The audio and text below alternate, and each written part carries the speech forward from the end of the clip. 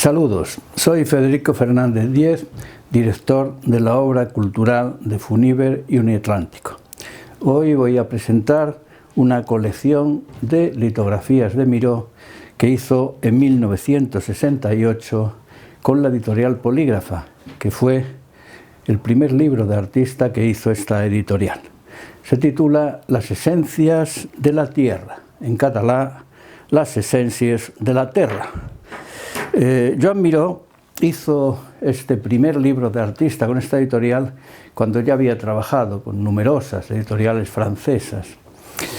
Pero en este caso quiso hacer un canto a la Cataluña, pero a la Cataluña rural, a la Cataluña de los trabajadores del campo.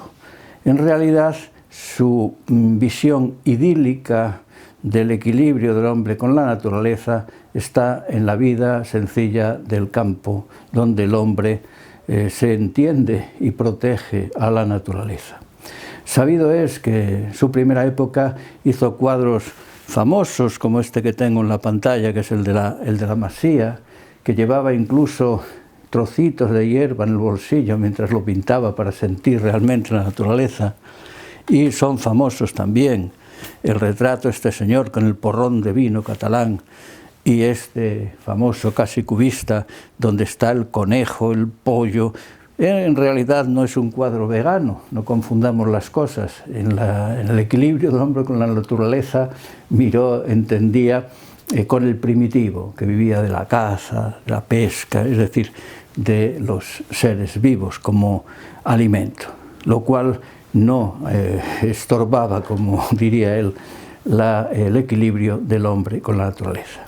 Lo cierto es que esto fue lo que llevó a hacer este primer libro con litografías en los que Miró se basó para ilustrar en 8 textos clásicos, muy clásicos, uno del siglo XIV de Ramon Llull, una página, y 7 más de autores catalanes que hablaban de, pues esto, no solo de la belleza, sino de los frutos naturales que tenía el campo catalán, el mar catalán, todo respecto al producto de la tierra, como un paraíso de esa visión idílica que Miró quiere representar en esa forma de vida respetuosa con el medio ambiente y con la naturaleza.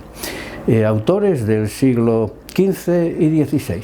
Esos 8 textos los ilustra con litografías, algunas a color, estupendas, incluso a doble página, y otras en blanco y negro en las que tiene un detalle específico, que es que las letras forman parte del efecto plástico y rítmico del cuadro, además manteniendo un mensaje semántico por el significado de las palabras.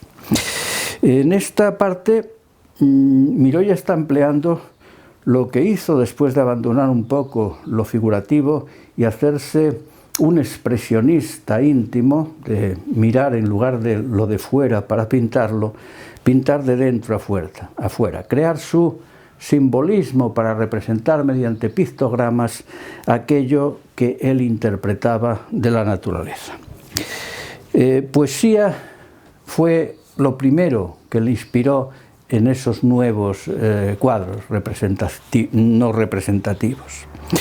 Realmente hay una frase de Rafael Alberti, que le hizo los poemas para un libro, que decía, bueno, Rafael Alberti todo el mundo sabe que es un famoso poeta, ¿no?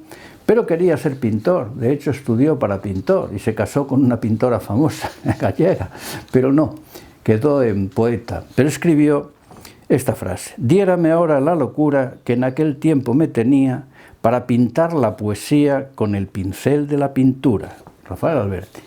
Pues esto es lo que intentó Miró, pintar la poesía con el pincel de la pintura.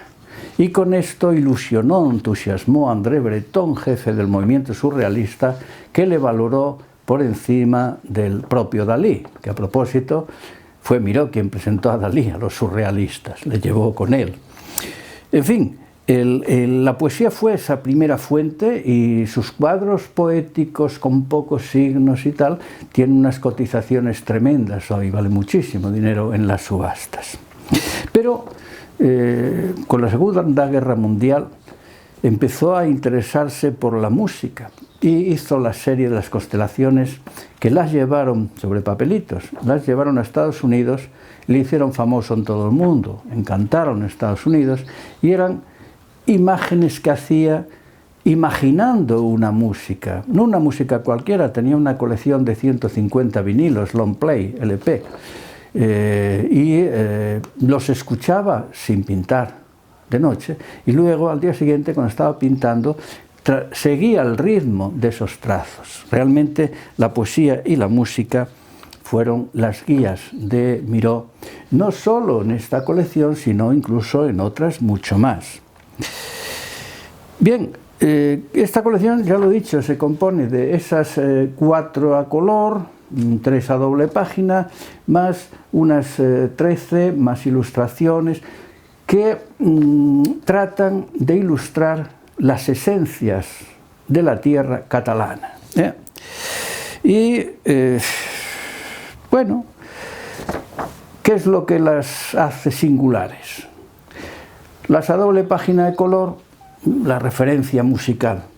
Las a doble páginas estáticas tratan de ser más poéticas y las que llevan integrado el texto tienen un valor muy especial.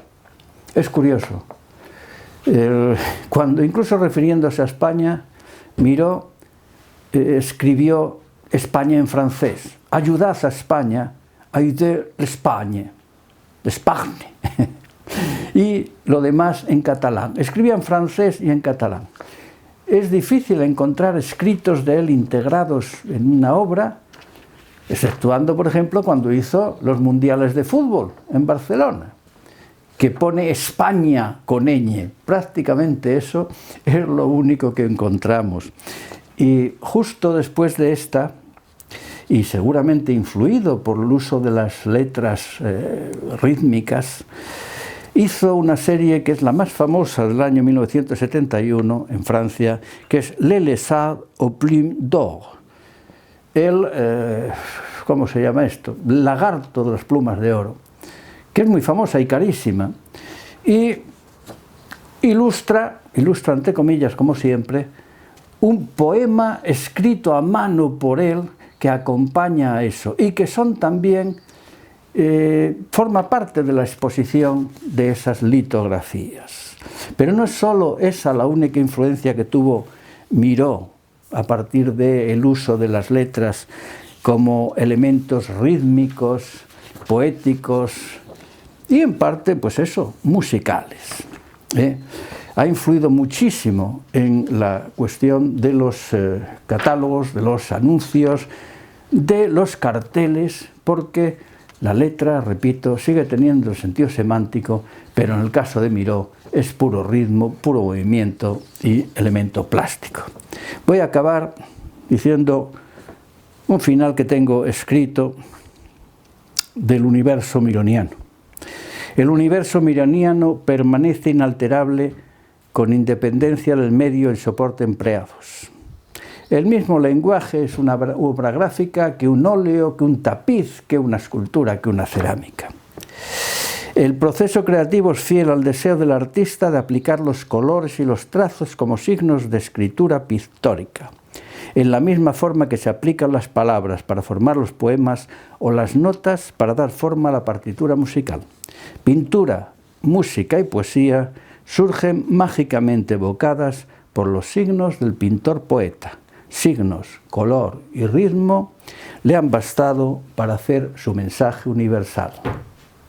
Muchísimas gracias.